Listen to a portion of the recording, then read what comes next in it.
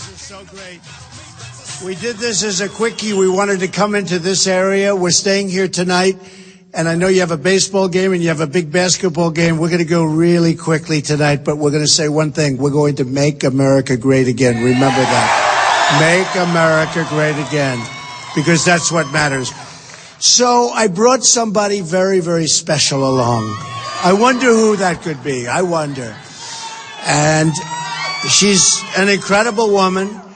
She's an incredible mother. She loves her son, Barron, so much, and just really something special. And I have to say, she will make an unbelievable First Lady. So I'd like to introduce my wife, Melania. Come. Thank you.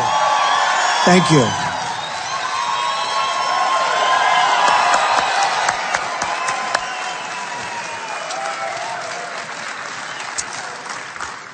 Hello. It is wonderful. Thank you. We love you too. It is wonderful to be here today with you and with my husband. I'm very proud of him. He's a hard worker. He's kind. He has a great heart. He's tough. He's smart. He's a great communicator. He's a great negotiator. He's telling the truth. He's a great leader. He's fair. As you may know by now, when you attack him, he will punch back 10 times harder.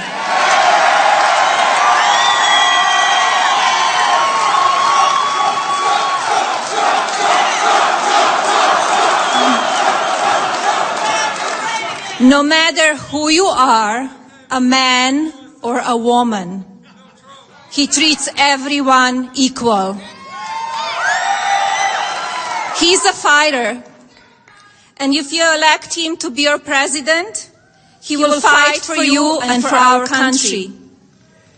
He will work for you and with you, and together we will make America strong and great again. Thank you.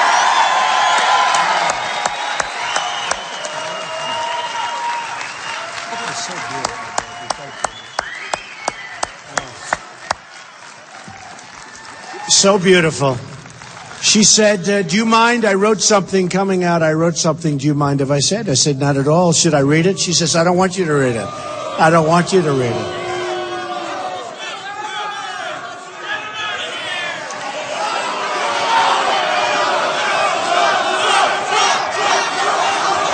Thank you very much. So I really want to thank Melania for that. That was very special. You know, Wisconsin's a really special place, and we've been all over today, speeches all over. We had one before, thousands and thousands of people standing outside of an airplane hangar because the hangar was packed. And we had another one in the morning, and it's been an amazing day and some phenomenal results. You see what's happening with the polls. Boom, like a rocket ship. It's like a rocket. I guess I just heard when I walked in, one just came out that we're 10 points up. But don't worry about that. Don't pretend you didn't hear that. Go out and vote tomorrow, okay? Go out and vote tomorrow. You know, I used to say this to politicians that be friends of mine. I say, pretend you're a little bit behind, okay? That way you work hard. You never forget. But, you know, there's somebody I saw just a little while ago in the audience, a very special woman, an incredible woman. And Melania just said hello and met her, was so taken. And she represented you so beautifully. And some of you know who she is. Many of you know who she is. But she was Miss Wisconsin. She has one of the most incredible spirits that I've ever seen. She's got a husband and a son. And his son is absolutely magnificent. And she loves him more than anything that you can imagine. And she's going through a very hard time. And she has been so supportive and so, just incredible of what we're trying to do. Not me, I'm a messenger. What we're trying to do, make America great again and bring it back and stop letting the world take advantage of us, both militarily. I mean, we don't win anymore. We don't win a trade. We don't win with the military. We pay for everybody else's military. We don't know what we're doing. And she saw it, and she was here early. And she knows that we're going to take care of our people, and it's going to be America first. It's got to be America first. We have no choice. We have no choice. And she's with a friend of hers who's very well known, Chelsea Cooley, who is a tremendous, tremendous woman and just an amazing person. Also a great singer. But I won't even mention that because Chelsea would be the last to want to have people know that. Chelsea is such a great friend of Melissa Young. And Melissa Young, I just want to bring her and Chelsea onto the stage, and maybe Melissa would like to say something, and Chelsea, but this is just an unbelievable woman. So could I ask Melissa to come up on stage, please? Okay? Thank you. Thank you, everybody.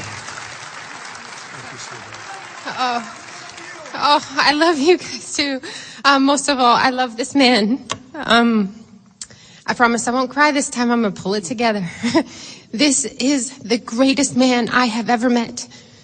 His heart is made of pure gold. He saved me in so many ways and changed my world. Yes,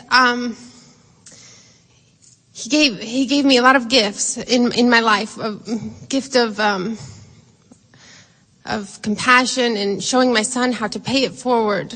But above that, if this man becomes president of the United States of America, he is going to give me the best gift ever. And that is, I'll know that when I leave this world, I won't be here to watch my son grow. But I'll know that he is going to grow up in a country that is safe. That's what every mother wishes for.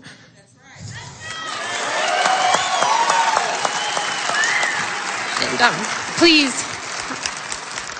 my fellow Wisconsinites, please, tomorrow, vote for Mr. Trump. Give yourselves that sense of peace. Give that to your children. This is the greatest man I have ever met, and he is going to make America great again. Thank you all so much. God bless you.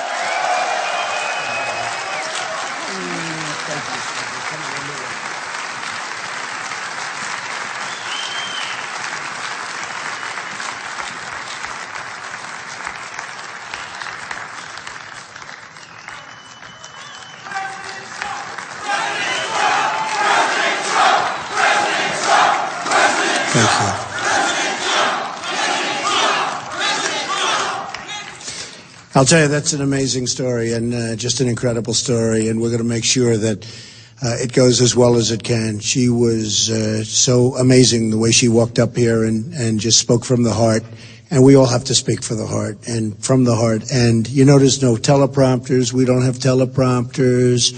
We want to do it right from here and from here and from here. But I just want to, I saw Melissa and I said, I have to have you up because her story is an amazing story, and it's a story of courage. And we're going to work with her family, and we're going to make sure everything goes well. Okay, thank you all very much. So, in coming over today, and in going through a few of them, I said to a few of the folks, I've got to explain what's happening, because our country is being decimated by stupidity, by bad deals, by horrible trades, by TPP, which Cruz wants badly and is going to destroy Wisconsin. This Trans-Pacific Partnership is a disaster. Cruz is pushing it hard. Kasich, I don't think he's a player here. The guy's 1-32. He's won, and it was his own state. And if I would have campaigned there 2 more days instead of staying in Florida, I would have won, in my opinion, Ohio. He's 1-32. Now, in all fairness, Jeb Bush was doing a lot better than that. Many people were doing better. It's called you get out. He's taken my votes. We have to get over 50%. And how do you do that? Look, at a certain point in life, what you do is you say, I'm 1-32. In other words, I've won 1 out of 32 states. And you do what Marco did, which was great, which was And you do what Rand Paul did, and you do what a lot of them did, and you get out. And by the way, if you want, you can put your name up and you can say, I want to run, and you go to the convention and you run. But it would be nice to see, because I'll tell you what, he takes my votes away much more than he does Cruz. And I don't like it. I don't think it's right. I don't think it's appropriate. But you know what? If we have to live with him, we still beat him easily. Okay, folks? I mean, okay? But, you know, Kasich voted for NAFTA. NAFTA was a disaster for Wisconsin, and it was a disaster for our country. Ted Cruz wants TPP, and it is going to make NAFTA look like peanuts, what they're doing to us with those documents. And Cruz is the one that insisted that we can't talk about money manipulation, which is devaluation of currencies, in the agreement. He wouldn't let him do it. He's the one that fought currency devaluation. That's the single biggest tool that other countries have for taking our business, taking our money, and taking our jobs. And we can't let this go on any longer. Now, they're controlled by their PACs. They're controlled by the people that put up their campaign contributions. They're controlled, you know, the lobbyists in Washington. They have signs on their forehead. It's like stamped into their forehead. I take care of Cruz. They're specialists. I take care of Kasich. I take care of Hillary. Oh, Hillary. Ay, ay, ay. Take care of Hillary. So we can't let it happen anymore. We can't let it happen anymore. It's time. You know, Obama used to say time for change. I'll say it's time for change, but real change this time. Not that change, real change. President Obama yesterday, for the first time, he started having reservations about the Iran deal. I could have told him that 6 months ago, 9 months ago, long before it was signed. The ink isn't even dry, and now he's finally starting to understand it was a big, beautiful mistake, and it's only going to get worse. And by the way, Iran is getting worse. They were supposed to come into the community. Remember? What a bunch of babies. Are we babies? Are we babies? Hello over there. They were supposed to come into the community, and they were supposed to, you know, get involved. Now, you see, they just ordered 118 Airbus jets. Those are the big jets. Airbus jets, 100. They didn't order Boeing. One of the reasons is we restrict them from spending. So we give them $150 billion, and they're not even allowed to give us money by investing, by buying our products, okay? How crazy are we? How much longer is it going to last? When are we going to get smart? When are we going to stop? We as a country are being ripped off. We are being ripped off by virtually every single country in the world, okay? Whether it's militarily or trade. We don't win anymore. We can't win with the military. We can't beat ISIS. Can you imagine General MacArthur or General George Patton? They say get rid of ISIS. What do you think? Let's see. What time is it now?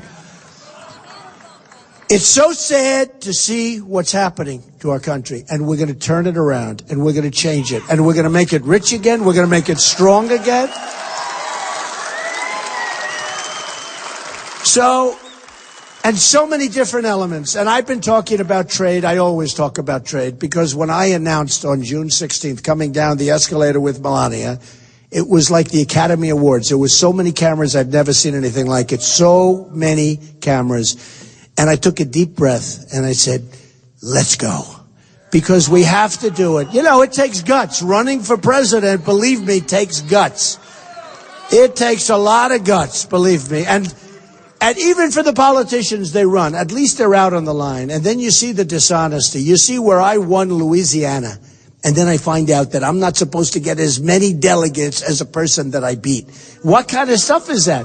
And somebody said, well, there's a rule and another rule. And I don't care about rules, folks. I go out, I campaign, we win. We win. We get the delegates, right? But in the meantime, we have millions more votes than Cruz. We've beaten him in most of the states. I mean, we're just winning so much. And we're winning by almost 300 delegates, so we're doing great. And I think we close it out before the convention. I think we actually close it out before the convention. And that's like a prize fighter. You know, they go into unfriendly territory. and the champ, and he goes in, and they say, what do you think? You may have an unfriendly decision. He says, no, when you knock them out, there's no unfriendly decisions. If we get the delegates, we've pulled out a knockout. And that's the way it's going to be. And I think I can see that happening because more and more people are calling. They want to get on board. Frankly, when I looked at, what happened, a friend of mine who's one of my great friends, he lives right down the road, not very far from here. And he said, with Wisconsin, you're going to win. I said, well, what do you think? But I'm not seeing polls that are great. I'm a little bit down. I'm down in some. I'm a little down. He says, no, you're going to win. But you have to be there. You have to come in. You have to talk to the people like we did this afternoon at the hangar. And he said, you're going to win. You're going to win. He's a very smart guy, I want to tell you. Great guy. But he said, you got to come in. And I've been making speeches, 3 today, 4 yesterday, 3 or 4 the other day. We're here constantly. You're going to get so sick of me. You're going to say, oh, get him the hell out of here. No, but we are making so much progress, and it's been so inspiring to see the people. Look at even you people. You don't sit down. If you want, you can. Let's stay up. Stand up. What the heck? We don't want to sit down. Hey, we've got plenty of time to sit down, right? We've got plenty of time. But I do appreciate that. That's a sign of affection, and it's a sign of respect, and I really do appreciate it. That's really big. So we have to bring our country back, and so many different things. With China, we have a trade deficit of $500 billion a year. With Mexico, we will build a wall. We will have strong borders. Believe me. We have a trade deficit of $58 billion a year. The wall's going to cost $10 billion to build. And the politicians are saying, how can you possibly get them to pay? Let me tell you something, folks.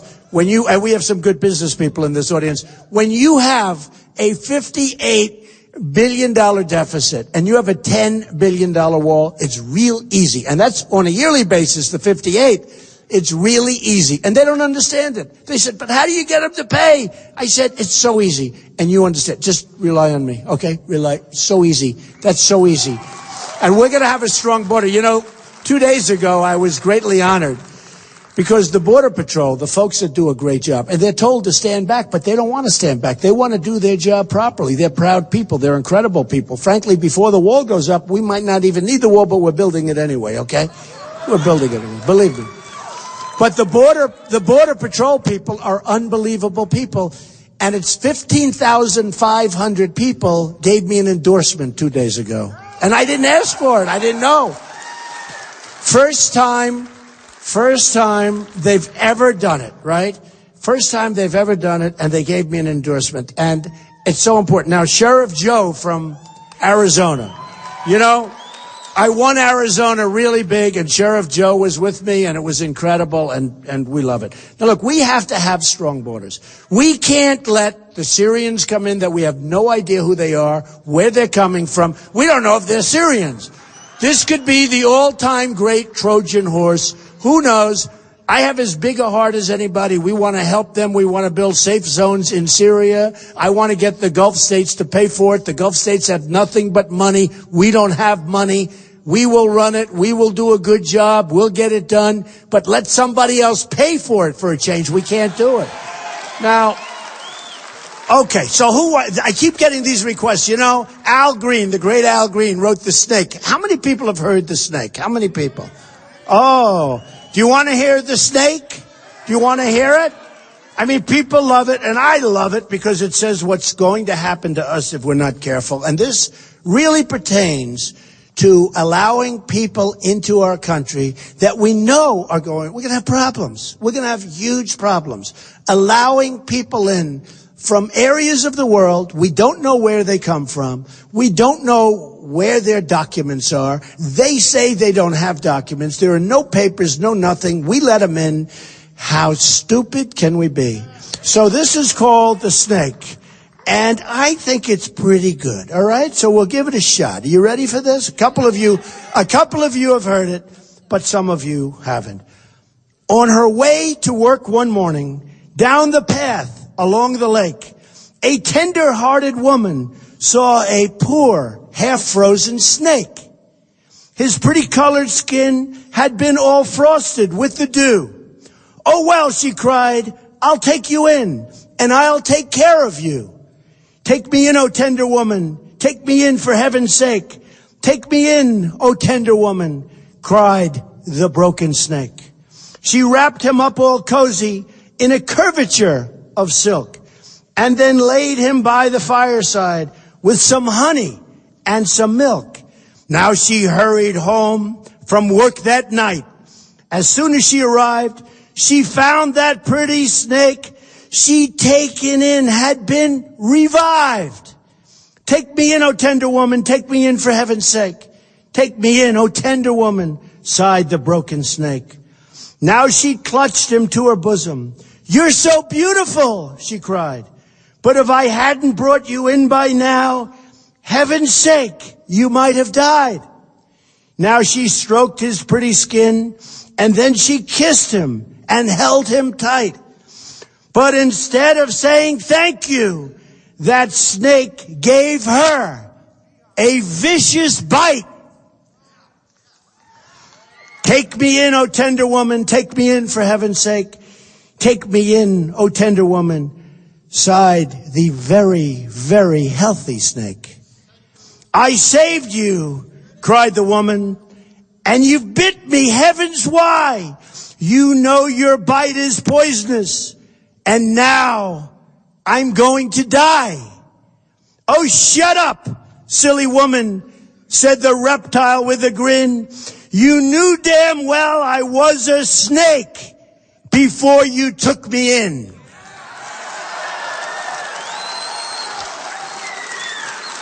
Right? That's what's happening to our country, folks. That's what's happening to our country, and we can't let it happen. We have to be smart. We have to be vigilant. We have to be strong. And if we're not going to have a country, and we need borders, and we're going to have borders, and we need great trade deals, and we're going to make great trade deals. And we can't let Mexico, and I have great respect for Mexico, and I respect their leaders, but we can't let Mexico and China and any country you want to name steal our business, steal our jobs. When you look at what's happening in Wisconsin, and you see it, the reason I beat your governor, and I beat him badly, was I just read off the statistics. I stood up and I read statistics. You're losing jobs. And Stephen came out before me and he gave you some of the information, so I'm not going to bore you with it, but it's very average, okay? It's very average. Our country is less than average. Our country is doing so badly. And it's just one of those things. And we have to smarten up. We have to get really tough. We have to get so vigilant and not be so politically correct. We have to do what's right for our country. When the great Ford Motor Company, great company, when they build a $2.5 billion plant in Mexico, when Nabisco moves its massive plant to Mexico from Chicago, we can't let it happen. When Carrier Air Conditioners, they just announced they're moving to Mexico. Pfizer's moving to Ireland. But let me just tell you, so I watch the politicians, and they have no business instincts, but more importantly, they're taken care of. A lot of friends come up to me and they say, "Donald, let me ask you a question. These politicians are they that dumb?" I said, "No, they're not actually that dumb. Some are, but they're not actually that dumb. They're all taken care of by the special interests. And when you want something done, you see certain people in Washington, hey, who is better than me? I mean, take a look at me. Before June 16th, I was a part of the establishment. And they will do not what's right for you, but they will do what's right for the company they represent or the country they represent. And the United States continues to get ripped off. And a lot of times they'll say, how could a deal be so stupidly made? These people are so stupid. I said, they're not stupid. They're doing it for themselves. They're doing it because they want campaign contributions. They're doing it because they want money put in their PACs. They are totally controlled by the money. Believe me, they're totally controlled by the money. And that's not good for our country, okay? That's not good because terrible things are happening and we're getting weaker and weaker. Hundreds of thousands and even millions of jobs are being taken out. You look at the jobs we have, even in Wisconsin. I mean, you see the jobs, the manufacturing, it's all so down and so gloomy and throughout the United States. And it's a disaster what's going on with our country. We're not going to have jobs left. And they do it with manipulation of currency. They do it with guile. They do it with so many different elements that our people don't even know what's happening. Our politicians, in most cases, don't even know what's happening. And when they do know what's happening and they let it happen, it's even worse. So I'm not taking money from anybody. I'm self-funding my campaign.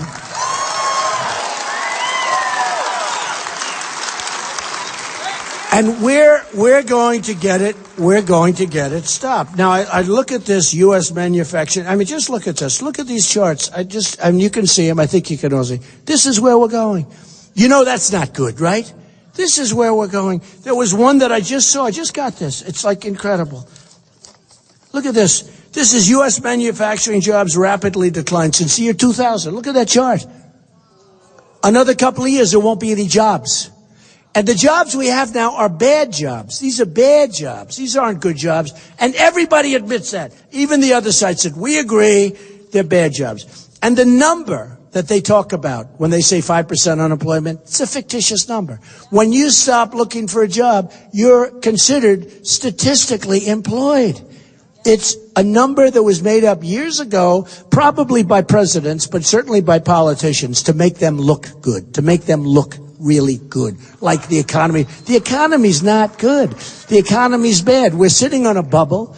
The banks have money. They give it to you for nothing if you're rich. If you're not rich, that's when you need the money. They don't loan it to you. So the people can't do jobs. Probably here you have some great companies, some really good smaller companies. You can't get the banks to give you money. The banks are controlled by the regulators.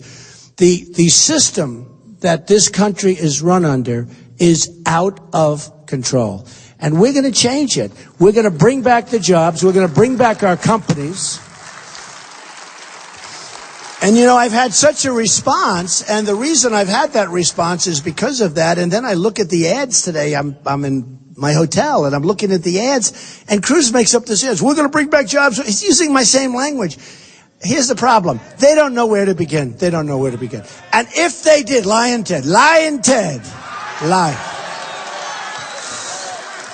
He comes up. Did you ever see a guy like this? Look what he did with Ben Carson. Ben Carson, who endorsed me, by the way, is a great guy. And Lyin' Ted, remember in Iowa? He said, Ben has left the race. He's left the race. He's in the middle. This was on election day. It's not like 2 days before or a day after. He's left the race during the election. He left the race, okay? And people believed him. And thousands of votes were cast, not for Ben, but for Ted Cruz. It's pure deception. It's lying. And then there were many other things. And actually, during one of the debates, Marco Rubio looked over. He says, you're a liar. And I said, you know, I've never heard a politician call another politician a liar, so now I can do it. So we call him Lyin' Ted, Lyin' Apostle. It's crazy.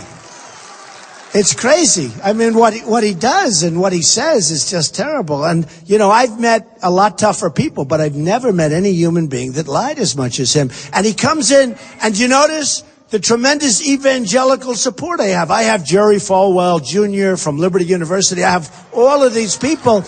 I have such incredible support. And the evangelicals, he thought he was going to get the evangelicals, but they don't like liars. And they see he lies so much. You ever see him? He walks up and he walks in with the Bible, held high, right? Held high. And then he starts to lie.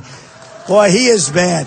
So anyway, I don't think that you're going to fall for that. I really don't think that anybody can fall. He doesn't talk. He debates. Everything's like, you know, I said, Ted, take it easy. Just talk. But we're doing really well. The whole thing is just working out. And I loved being here. You know, I've been here for a long time now. Thank you. I've been here for a long time.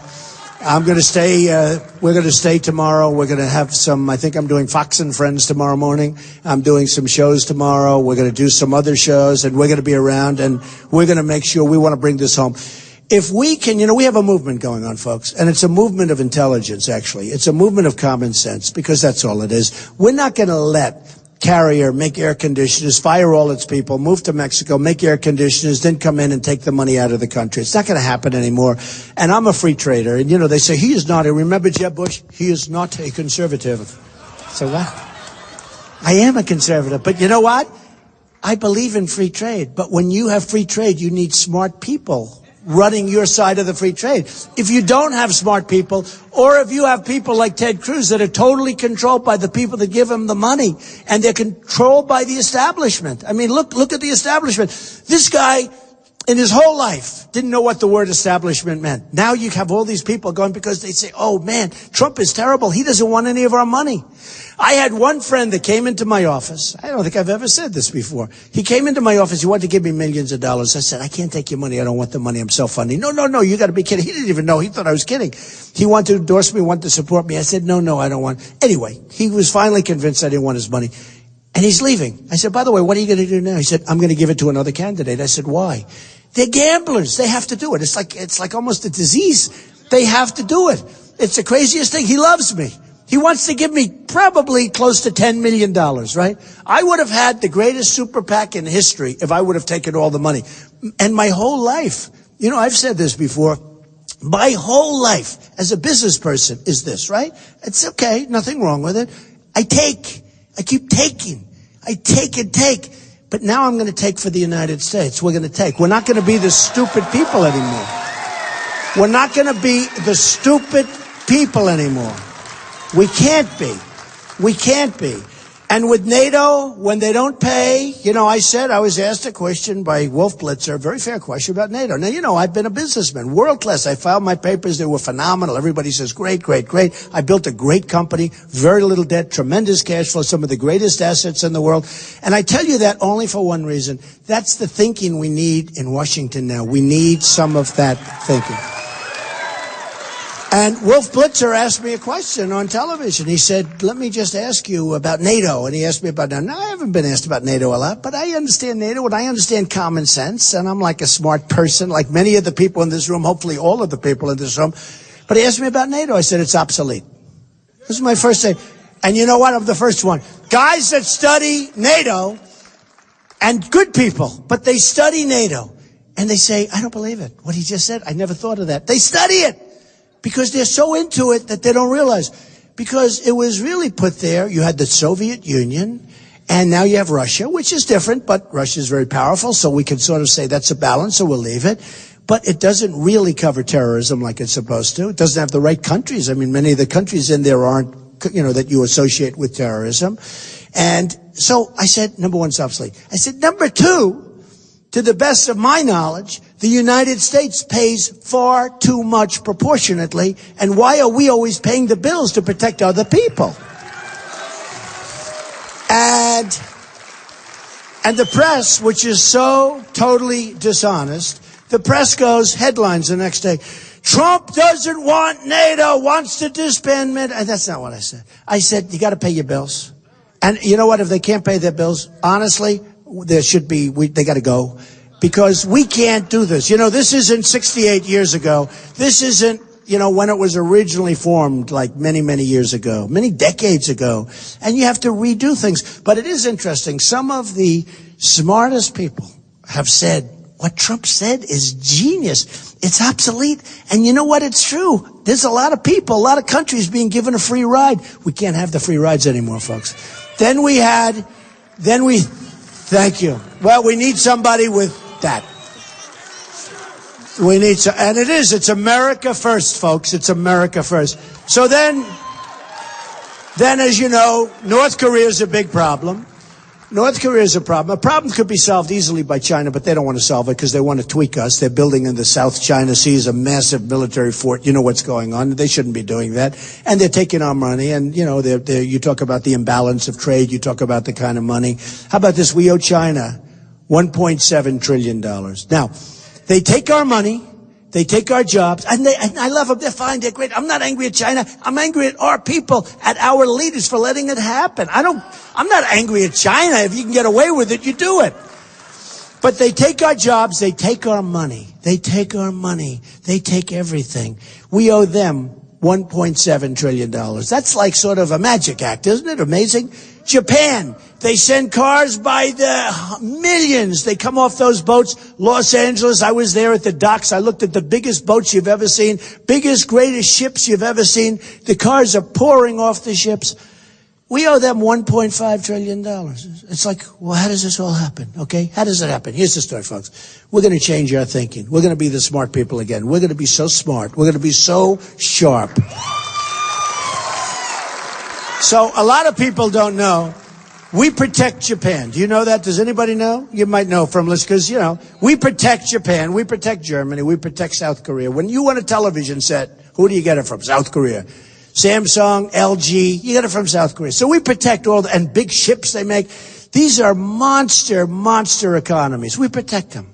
They don't pay what they should be paying for not having to have this massive military apparatus that we supply. And you know what? We get that because we have people that don't know what they're doing in Washington for many years. I mean, I'm not even blaming Obama's the worst. He's the worst. The worst. I mean, when he just realized that the Iran deal is a bad deal. It just took him realize. I said, oh, why didn't you listen to me 2 years ago? Just 2 years ago, if he would have let. Can you imagine? Did you ever see a deal take so long? By the way, usually when a deal takes that long, it's bad automatically. I can usually tell you that. But anyway, so we protect Japan. So it comes out, they say, what do you think of Japan? I said, look, I would have to tell Japan, and I'm talking about other nations also, because I have great friends from Japan. I have great friends from South Korea. We have to go see them, talk to them, have a meeting with them. We love protecting you. We don't want them to arm necessarily. But, you know, at some point, how long are we going to do this? So we have to see them, and we have to say, you got to help us out. You know, we have this massive amount of money that we have to get rid of, because we are sitting on one of the worst bubbles you'll ever see. Okay, believe me, we got to straighten it out. We got to straighten out our trade deals. We got to straighten out our military deals. We're taking care of all these countries. So we go to Japan, and here's what the news say. I said to the people, I was telling the people, and they said, "Wow, that sounds good. You got to take care of us." Now, they'll probably say initially no, and we leave, and then they're going to say yes. But if they don't say yes, you always have to be prepared to make a great deal to walk. You have to be. You can't say, oh. The problem with the Iran deal was that Secretary Kerry was like an amateur. I call him amateur night. He refused to walk. They were laughing at him in the streets of Iran. They were claiming the deal is the greatest deal ever made before it was even made. They're saying this deal is unbelievable. They were laughing at the Secretary of State of this country. They were laughing at the United States, saying that this deal is so great. And they're dancing. Remember burning the flag, dancing? When they start dancing about a deal that I'm making, when they start burning the American flag, I'm out of there. Bye-bye. Good luck. And he just kept going back. And I kept waiting. I wanted to call him. I wanted to say, walk. Because every single thing, he'd say, we would like to get this. No. Oh, okay. You've got it. We would like to get that. No. You know, the Persians are great negotiators. It's an unbelievable deal. But just yesterday, he brought it up that he's very unhappy. And I mean, think of it. $150 billion. It's the worst deal. We didn't get our prisoners back. We should have had the prisoners back before we started negotiating. Increase the sanctions. Don't sit at the table. Say you give our prisoners back or we're not starting. You leave. They'll say no. You leave. And what happens? You double up the sanctions. Within 24 hours, they call you and they say you've got your prisoners. That could have been years ago, right? So we have people that don't know what they're doing. Here's the story. You need Trump. You do. You need Trump. You gotta have Trump. You do. I mean, you gotta have Trump. You know, it's sort of interesting because I see when I turn on the television, I see these ads about myself by crooked people. I see these ads and they're mostly wrong. Some a little bit sometimes are right, but they're all negative, you know. And I'm watching last night television, ad after ad in Florida. They spent $38 million on negative ads, and I won in a landslide. I wonder, does anybody read? Does anybody watch television? You know, it's not much for the advertising community when you think they spent $38 million, a record number, in Florida. They spent thousands and thousands of ads nationwide. Listen to this one. 55,000 negative ads on me. Most of it was made up. I'll give you one good example. We have the Club for Growth, which is, forget them. These are among the dumbest people that you'll ever meet. They come to my office. They want me to give them $1 million. Friend asked me, please see them. I said, who are they? The Club for Growth, whatever that means. So they come to my office. They ask me for $1 million. I say, no, thank you. And that's it. They then leave. They write me a letter, which I posted, asking me for $1 million. I said very nicely, I'm not a bad person. I said nicely, no, thank you. You know, you can be rich, but you don't have to be stupid. Okay, why am I going to give them $1 million? So what happens is all of a sudden I see their name all over the place. Club for Growth. And they talk about, you know, different things, ridiculous things. I mean, it's the worst ads. And by the way, one is a fraudulent ad because they say if Cruz and Kasich got together and you added their delegates, and they show the delegates, right? And you add them up, and I'm over here with Lot, and they said, and they add them up, and they show a graph that goes much higher than mine, and it's much lower than mine. They're a fraud. And what we did is we told them to stop that ad. And that was a week ago. And we tweeted about it. And everybody's talking about it. And I see it last night again. They're crooked. So here's what they do. It's like a form of extortion, I guess, right? When you think of it, they come to your office, they ask for $1 million. You don't give them the $1 million. They go out, they do negative ads. These are the people, you know, if these people about Trump, they call it like no Trump. What do they call that thing? They call it never Trump. Oh, you need Trump so badly, though. I was saying, if they would work, if they would have worked so hard, so diligently against President Barack Hussein Obama, okay, they would have beaten him. They would have had great budgets. They would have had everything they wanted. But with him, they fold. I always say, Obama is the worst negotiator I've ever seen. You look at except with the Republicans. He gets everything he wants. I mean, you look at the omnibus budget from 3 months ago. He got everything he wanted. Fund Obamacare. Bring people into the country that shouldn't be here. He got everything he wanted. So he is the worst negotiator worldwide. We have Sergeant Bergdahl, right? We get Bergdahl, a traitor. No, think of it. This is the same. This is a negotiation. We get Bergdahl. And they get, what do they get? 5 of their most coveted killers that have been in jail for 8 years in Gitmo, which we're not closing down, by the way. Okay, we're going to run it a lot more. So we get Bergdahl, a traitor, who 5 or 6, probably 6 people were killed going out to try and get him back. He left. He's a traitor. So we get Bergdahl, and that's what we get. And they get 5 people that are right now back on the battlefield or soon to be back on the battlefield trying to kill everybody in sight, including us, okay? We've got to stop it. We've got to stop it. So with Japan, I said, maybe we got to walk. And the next day headlines, Trump doesn't want to defend Japan. Trump wants Japan to get their nukes. Oh, okay, so here's the story, folks. You have Japan. Japan is very concerned with North Korea. You know, number one, I like the way it is now, but I want them to pay a lot more money, and they probably will. But if they don't, it's not so bad if they are at heads. Maybe we're not supposed to get into that fight. That's a bad fight. Maybe we're not supposed to, okay? Okay? Same thing with South Korea. I mean, every time he raises his head and he starts talking, every single time he raises his head, our ships start floating over, our planes start going over, we do all sorts of exercise. What do we get out of this? We have 28,000 soldiers on the line. So we have to be taken care of. Now, I'm talking as a person financially, okay? I'm also talking militarily, but I'm talking financially. We don't have a country that could do this anymore. Saudi Arabia, until the oil went down, and now they're still making a fortune, but Saudi Arabia was making $1 billion a day. We protect Saudi Arabia. If we weren't there, Saudi Arabia wouldn't be there. If Saudi Arabia didn't have us for years protecting them, they would have been gone long ago. As Saudi Arabia, somebody else would have it. Probably, maybe Iraq, because he would have come back. And by the way, speaking of that, you know, I was against going into Iraq. Everyone says, oh, Trump is going to be very tough. I was against going into Iraq from the very beginning. From the very beginning. And I'm going to build our military bigger, stronger than ever before. But you know what? Hopefully, we'd never have to use it. Nobody's going to tell us what to do, though. We have to shape it up because our military is totally depleted.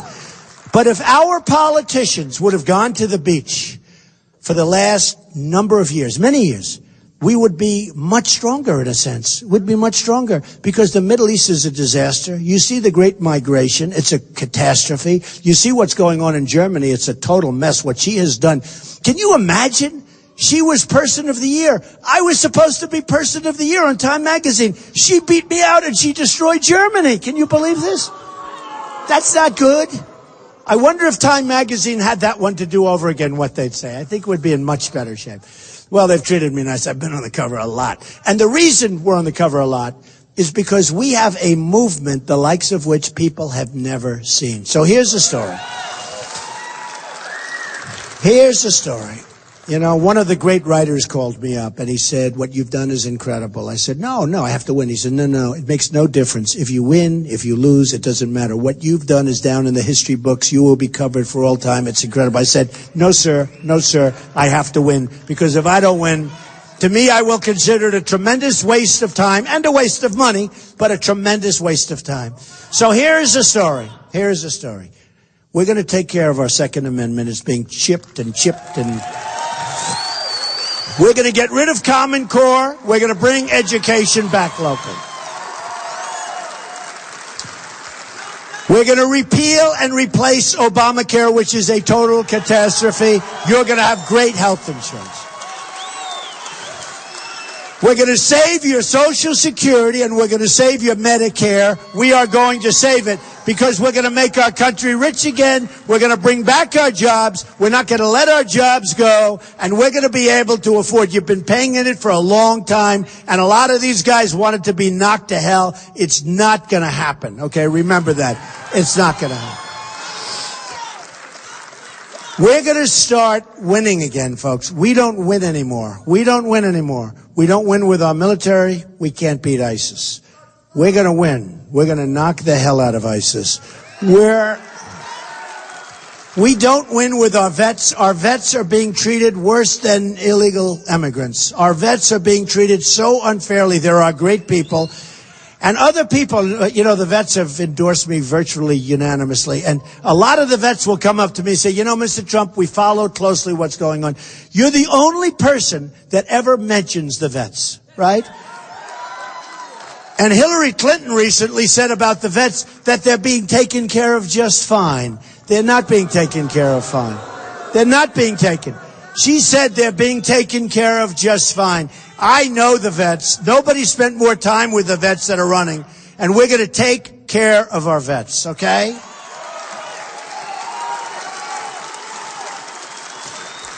We are going to tear up and make great and very lucrative, and everybody's going to be happy, including the other side, trade deals. I have the greatest people in the world for dealing. We use political hacks. They don't know what they're doing. They're dealing against the smartest people in China, the smartest people in Japan, the smartest people from all over the world. And our negotiators are political hacks, and we're not using them anymore. We're using the greatest business people in the world, and we have them in this country, and they're endorsing me. And I know the best ones from the not so great ones, and we're going to have great trade deals. We're going to have a strong border. We're going to have a real border, okay? We're going to have a wall. Mexico's paying for it. We're going to have a wall. And we're going to stop bad things from happening in this country. Because if you look at what's going on and you look at the tremendous crime and you look at the drugs that are pouring across the border, the drugs are pouring like water. They're pouring across. You know, when I won, New Hampshire's a special place to me because they were the first victory I had. And I won New Hampshire. I wasn't expected to win it. Jeb was expected to win it. And I won in a landslide. And I'd go around, I'd see the people of New Hampshire, and they'd tell me, Mr. Trump, our biggest problem is heroin. And I say, heroin? It doesn't make sense. You know, you look at the beautiful trees and the woods and the roadways and the lakes. I say, heroin. It just doesn't work. It's incongruous, right? It doesn't work. But it was heroin. And I said, if I get in, we're going to stop that problem. And I said, where does it come from? They said, it comes from the southern border. They come right in. Now, New Hampshire would rate it their number one problem. They have a tremendous problem. But many other communities, including you, but many other communities have this problem. We're going to stop it cold, folks. We're going to stop it cold. And The bottom line is this. Look, we have a big, big day. You're going to look back on this evening and you're going to say, that was one of the great evenings of your life, because we love the country. We love the country. This was one of, I love you too. Thank you. I really do. I love the people. I love the people. You know, they say that Donald Trump, my base is so, they say Donald Trump can do almost anything. In fact, one person today said anything.